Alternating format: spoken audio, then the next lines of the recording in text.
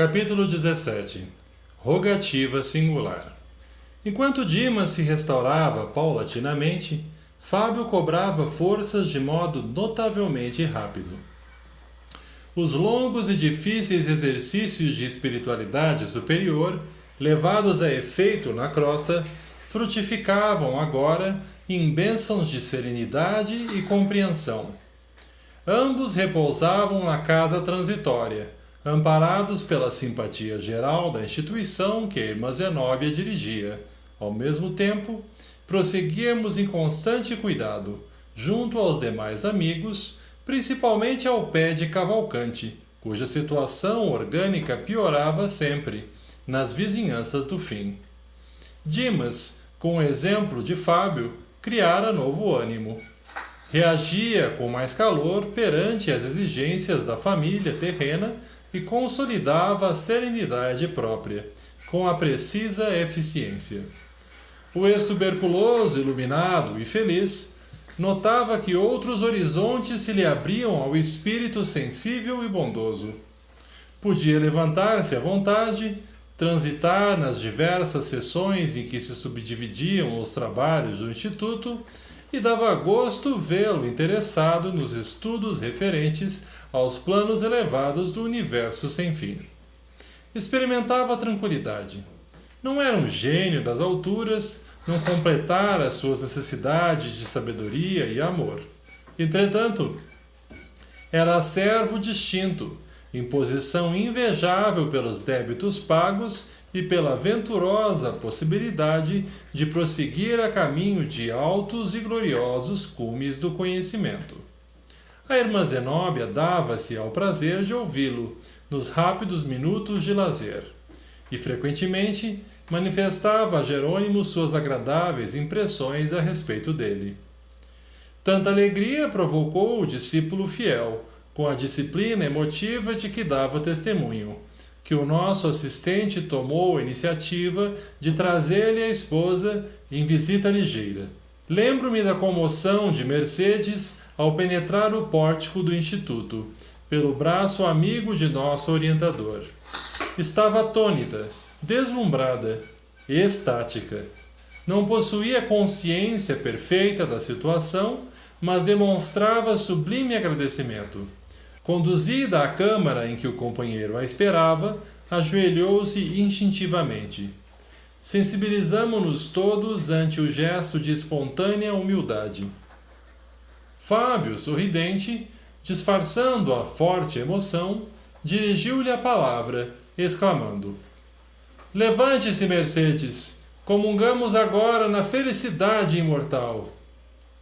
A esposa, porém, inebriada de ventura, fechara-se incompreensível silêncio. O amigo adiantou-se, ergueu-a e abraçou-a com infinito carinho. "Não se amedronte com a viuvez, minha querida", continuou. "Estaremos sempre juntos. Lembra-se de nosso entendimento derradeiro?" Mercedes entreabriu os lábios e fez sinal afirmativo. "Dê-me notícias dos filhinhos", pediu o consorte desencarnado, a sorrir. "Nada disse ainda, por quê? Fale, Mercedes, fale. Mostre-me sua alegria vitoriosa." A esposa fixou nele com mais atenção os olhos meigos e brilhantes e disse, chorando de júbilo: "Fábio, estou agradecendo a Jesus a graça que me concede. Como sou feliz tornando a vê-lo." Lágrimas copiosas corriam-lhe das faces. Em seguida, após curto intervalo, informou: "Nossos pequenos vão bem. Lembramo-nos de você incessantemente. Todas as noites reunimo-nos em oração, implorando a Deus, nosso Pai, conceda a você alegria e paz na vida diferente que foi chamado a experimentar." Outra pausa em que a nobre senhora tentou conter o pranto. "Quero avisá-lo", prosseguiu, "de que já estou trabalhando. O Sr. Frederico, nosso velho amigo, deu-me serviço. Carlindo vela pelo irmão enquanto me ausento e creio que nada nos falta em sentido material. Temos apenas... E a esposa dedicada interrompeu-se nas expressivas reticências, receosa talvez de ofendê-lo. Continue, falou o companheiro sensibilizado. Não se zangará, disse Mercedes, reanimando-se, se eu reclamar contra as saudades imensas? E nossas refeições e preces a um lugar vazio, que é o seu. Creia, porém, que faço o possível por não feri-lo. Coloquei mentalmente a presença de Jesus, o nosso Mestre invisível, onde você sempre esteve. Desse modo, sua ausência em casa está cheia da confiança fervorosa nesse amigo certo que você me ensinou a encontrar. Reparei que o esposo, não obstante a elevação que o caracterizava, desenvolveu o visível esforço para não chorar. Fazendo-se otimista, observou. Não apague a luz da esperança. Não me zango em sabê-los saudosos, pois também eu sinto falta de sua presença, de sua ternura, da carícia de nossos filhos, mas ficaria contrariado se soubesse que a tristeza absorveu o nosso ninho alegre.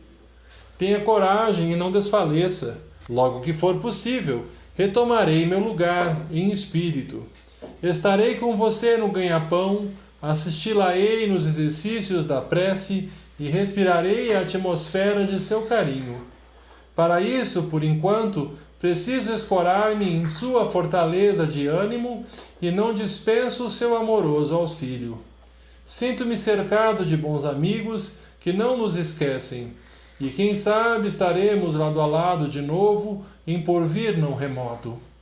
Avisaram-me de que a divina bondade me concedeu ingresso em colônia de trabalho santificador, a fim de prosseguir em meus serviços de elevação.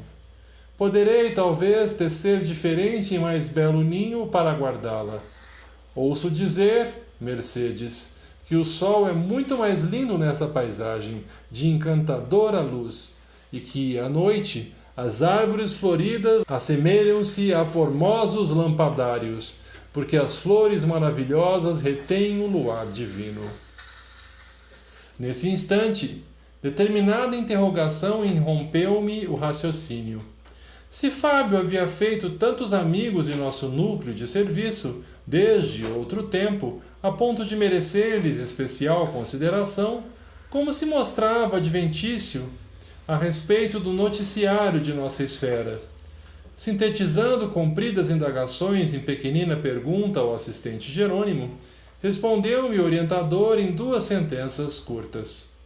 A morte não faz milagres. Retomar a lembrança é também serviço gradual, como qualquer outro que envolva atividades divinas da natureza. Calei-me, atento. Fitando a visitante, enternecido, o marido recém-liberto considerava. Acredita que não vale a pena sofrer de algum modo para conseguir tão sagrado patrimônio?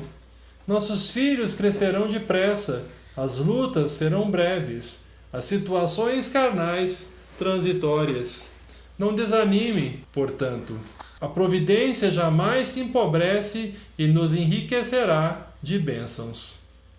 Mostrou à esposa formosa expressão de conforto no semblante feliz, e mobilizando as mais íntimas energias da alma humilde, manteve-se por alguns instantes de mãos postas, como a agradecer a Deus o imenso júbilo daquela hora.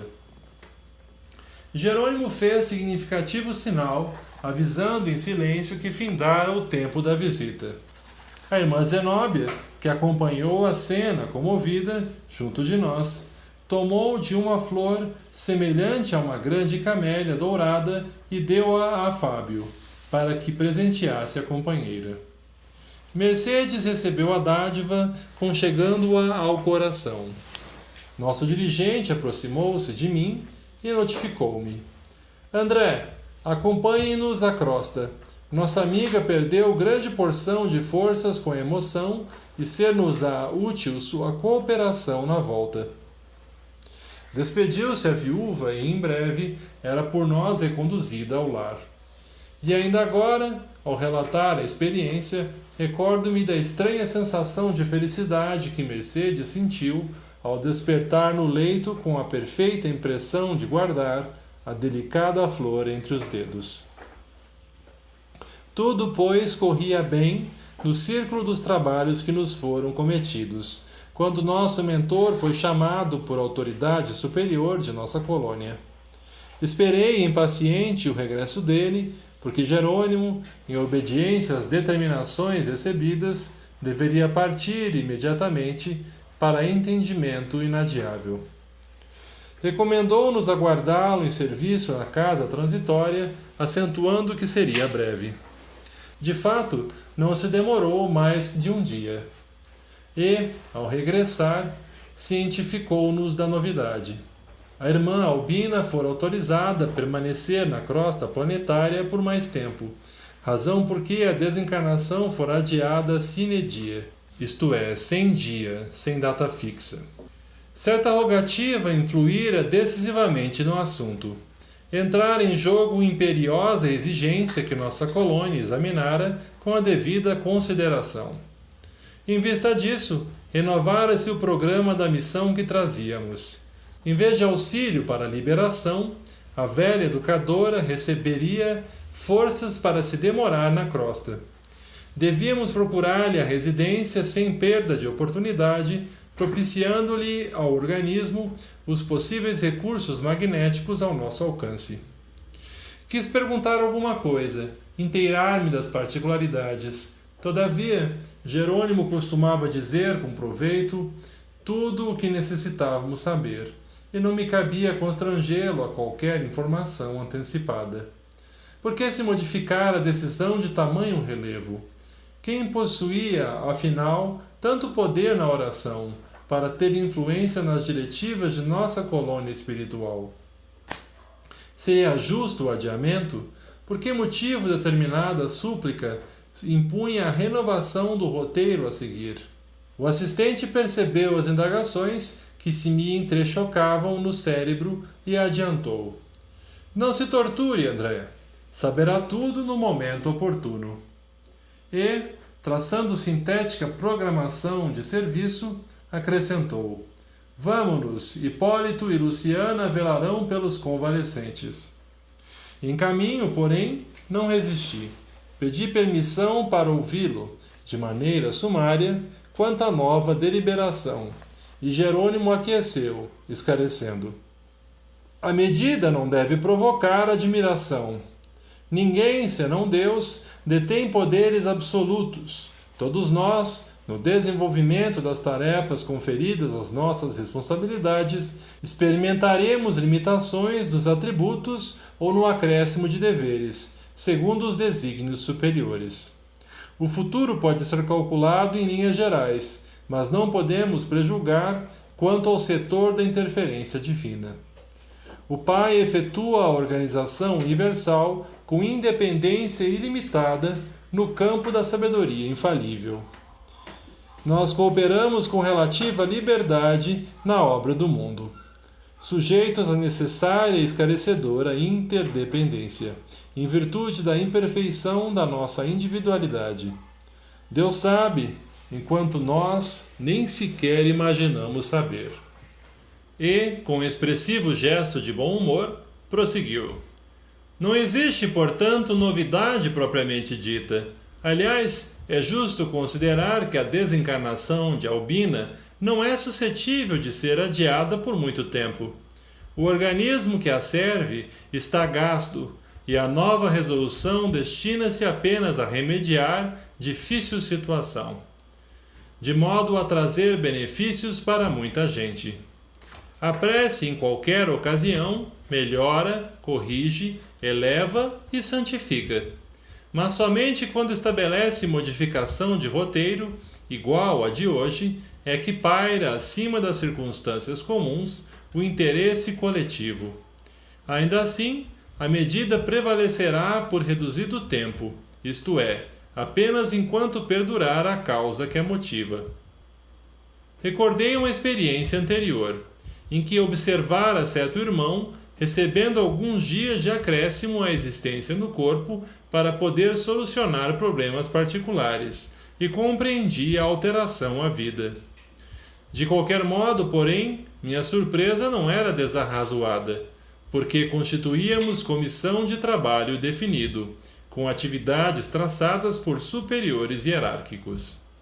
No caso a que me reportava, vira amigos de nossa esfera intercedendo junto de outros amigos, em benefício de terceiro. Todavia, na questão em exame, tratava-se de pedido da crosta, atuando diretamente em nosso núcleo distante. Conservando, pois, minha curiosidade insatisfeita, acompanhei o assistente até o apartamento confortável em que residia a interessada. Os prognósticos acerca do estado físico da enferma eram desanimadores. Seu espírito, no entanto, mantinha-se calmo e confiante, a despeito da profunda perturbação orgânica. Não só o coração e as artérias apresentavam sintomas graves, também o fígado, os rins, o aparelho gastrointestinal. A dispneia castigava intensamente.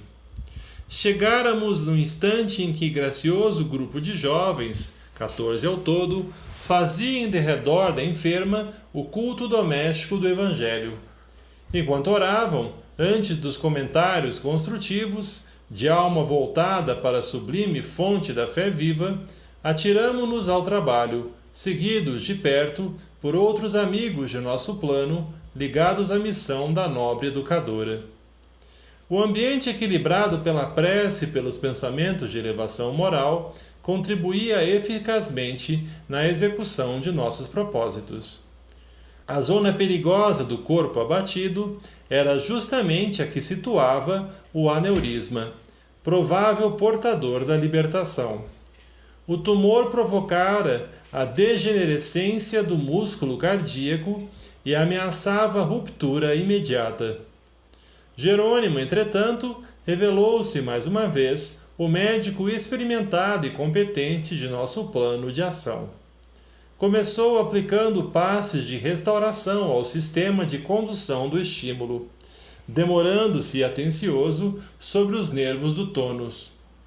Em seguida, forneceu certa quantidade de forças ao pericárdio, bem como às estrias tendinosas, assegurando a resistência do órgão. Logo após, meu orientador magnetizou longamente a zona em que se localizava o tumor bastante desenvolvido, isolando certos complexos celulares, e esclareceu: poderemos confiar em grande melhora, que persistirá por alguns meses. Com efeito, fim da complexa operação magnética, observei que o coração doente funcionava com diferente equilíbrio. As válvulas cardíacas passaram a denotar regularidade. Cessou a aflição, o que foi atribuído, e de fato, com razões ponderosas, ao efeito da prece. Albina sentiu-se reconfortada, mas calma. Fitou, comovida, as discípulas que se achavam presentes em afetuosa homenagem a ela. E considerou satisfeita. Como me sinto melhor! Motivos fortes possuía o apóstolo Tiago, recomendando a prece aos enfermos. As alunas e as filhas riram-se de contentamento e ergueram em seguida formosa oração gratulatória, emocionando-nos o coração. Contrariando a expectativa geral, a enferma aceitou o oferecimento de um caldo confortante. Em face da alegria que a todos empolgava, perguntei de súbito ao assistente: teria sido a súplica das discípulas o móvel da alteração? Quem sabe, talvez lhes fizesse falta a venerável professora. Não é bem isso, elucidou o mentor. A intercessão das meninas trouxe-lhe a cota natural de benefícios comuns. No entanto, acresce notar que Albina já cumpriu tarefa junto delas. Deu-lhes o que pôde, devotou-se quando devia. Em virtude da abnegação da enferma, as aprendizes trazem o cérebro cheio de boas sementes. Compete agora às interessadas organizar condições favoráveis ao desenvolvimento intensivo dos tesouros espirituais de que são portadoras. Curioso, arrisquei. Estaríamos, porventura, ante o resultado de requisição sentimental das filhas? Jerônimo fitou ambas as senhoras que assistiam a doente com desvelada ternura, abanou a cabeça com um gesto negativo e retrucou. Também não. Não se trata de resposta a semelhante rogativa. No desempenho dos sagrados deveres de mãe, Albina fez tudo pelo bem-estar das filhas. Desvelou-se quanto lhe era possível. Por elas perdeu compridas noites de vigília e encheu laboriosos dias de preocupação absorvente e redentora. Educou-as carinhosamente, encaminhou-as na estrada da santificação e, sobretudo, ao prepará-las para a vida, entregou-as ao Pai Eterno, sem egoísmo destruidor. O trabalho materno foi completamente satisfeito. Doravante, cumpre às filhas seguir-lhe o exemplo, limitando-lhe a conduta cristã. Imitando-lhe a conduta cristã. Os bons pensamentos de Lord Eunice envolvem-na toda em repousante atmosfera de amor. Entretanto, não seriam os rogos filiais em circunstâncias como esta que modificariam o roteiro das autoridades superiores no cumprimento das leis divinas. As súplicas de ambas partem de esferas de serviço perfeitamente atendidas pela missionária em processo de liberação e de modo algum as filhas poderiam retê-la. Nesse instante, sentindo-se a enferma confortada pela inopinada melhora, dirigiu-se à filha mais velha, indagando: Lloyd, acredita você na possibilidade de trazerem o Joãozinho até aqui? A interrogação enternecida seguiu-se plena aprovação da filha, e o telefone tilintou chamando alguém. Ao passo que a senhora se entendia com o esposo, à distância, meu orientador anunciou bem-humorado: em breves momentos receberá você a chave do problema. Continuamos socorrendo a organização fisiológica da enferma, observando a alegria sincera das discípulas que se retiravam contentes. Mãe e filhas voltaram a permanecer a sós conosco, junto de outros amigos espirituais que se dedicavam no compartimento à tarefa de auxílio. Inclusive a simpática irmã que nos acolhera na visita inicial, falando-nos, aliás, da probabilidade de prorrogação. Processavam-se com extremado carinho os serviços de assistência, quando o cavalheiro bem posto deu entrada, conduzindo um menino miúdo de 8 anos presumíveis. Varando a porta do quarto, o pequeno mostrou-se cônscio do lugar em que se achava. Cumprimentou as senhoras respeitoso e voltou-se de olhos ansiosos para a enferma, beijando-lhe a destra com indescritível ternura.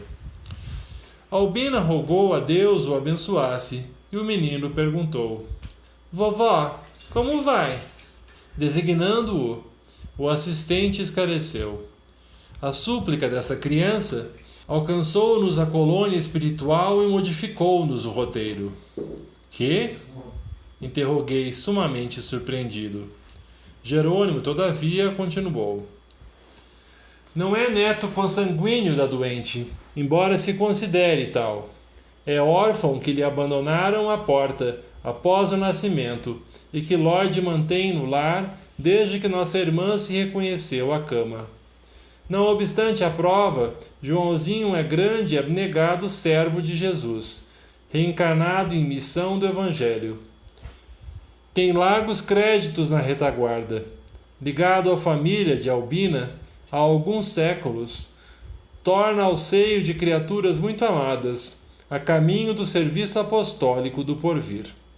Ia formular perguntas novas, Mas meu orientador, indicando a enferma que se abraçara à criança, aconselhou-me solícito: observe por si mesmo. O diálogo entre ela e o pequenino adquirira encantadora suavidade. Tenho passado mal, meu filho, exclamava a respeitável senhora em desabafo. Ó, vovó, tornou o rapazinho, olhos radiantes de fé. Tenho rezado sempre para que a senhora fique boa depressa. Tem fé? Confio em Jesus. Na última vez em que estive na igreja, pedi a todos me ajudarem a rogar ao céu pela sua saúde. E se Deus me chamar? Os olhos se lhe umedeceram, mas acentuei em voz firme: precisamos da senhora neste mundo. Albina abraçou-o e beijou-o com meiguice maternal e prosseguiu: João, tenho sentido muita saudade de seus hinos na escola. Tem louvado o Senhor pontualmente? Tenho. Cante para mim, meu filho. O pequeno sorriu, jubiloso, por haver encontrado motivo de alegrar a doente querida, e indagou com naturalidade: qual? A enferma pensou e disse: Jesus sendo meu. O menino modificou a expressão fisionômica, entristeceu-se instantaneamente, mas, colocando-se junto ao leito e na postura do crente submisso, ergueu os olhos ao alto e começou a cantar antigo e delicado hino das igrejas evangélicas. Jesus sendo meu, sou muito feliz. Eu vou para o céu, meu lindo país. Expressava-se em voz tão dorida que o hino parecia amarguroso lamento. Fim da primeira quadra, esforçou-se para continuar, mas não conseguiu. Profunda emoção sufocou-lhe a garganta. As palavras saltaram-lhe espontâneas. Tentou debalde fixar Lloyd para ganhar coragem, e reparando que sua comoção contagiara a família, precipitou-se nas barras da doente e gritou com força: Não, vovó, não, a senhora não pode ir agora para o céu, não pode, Deus não deixará. Albina recolheu-o, carinhosa, feliz. Que é isto, João? Perguntou, buscando sorrir. Observei a mim mesmo e só então reconheci que eu também chorava. Jerônimo, porém, mantinha-se firme e, rindo-se bondoso, reafirmou: o menino tem razão, Albina não irá mesmo desta vez. Atendendo minha curiosidade, entrou em explicações finais, advertindo: que você nota de particular em Lloyd? Recorrendo a observações que já levara a efeito, respondi sem hesitar: reparo que aguarda alguém, uma filhinha que já entrevimos. Desde o primeiro encontro, verifiquei que está em período ativo de maternidade, em vésperas da delivrança. Isto mesmo, confirmou o mentor amigo. A prece de João é importante porque se reveste de profunda significação para o futuro. A menina, em processo reencarnacionista, é-lhe abençoada companheira de muitos séculos. Ambos possuem admirável passado de serviço à crosta planetária e escolheram nova tarefa com plena consciência do dever a cumprir. Foram associados de Albina em várias missões e, muito cedo, ser-lhe-ão continuadores na obra de educação evangélica. Não são espíritos purificados, redimidos, mas trabalhadores valiosos, com suficiente crédito moral para a obtenção de oportunidades mais altas. Apesar da condição infantil, o servo reencarnado, pelas ricas percepções que o caracterizam fora da esfera física, recebeu o conhecimento da morte próxima de nossa venerável irmã. Compreendeu de antemão que o fato repercutiria angustiosamente no organismo de Lloyd, compelindo-a talvez a claudicar no trabalho gestatório em andamento. A carga de dor moral conduzi-la-ia efetivamente ao aborto, imprimindo profundas transformações no rumo do serviço de que João é feliz portador. Socorreu-se, então, de todos os valores intercessores, nos instantes em que sua alma, lúcida, pode operar na ausência da instrumentalidade grosseira que triunfou com as súplicas insistentes, obtendo reduzida dilatação de prazo para a desencarnação de Albina. Sempre comedido nas informações, Jerônimo calou-se, penetrando a retirada.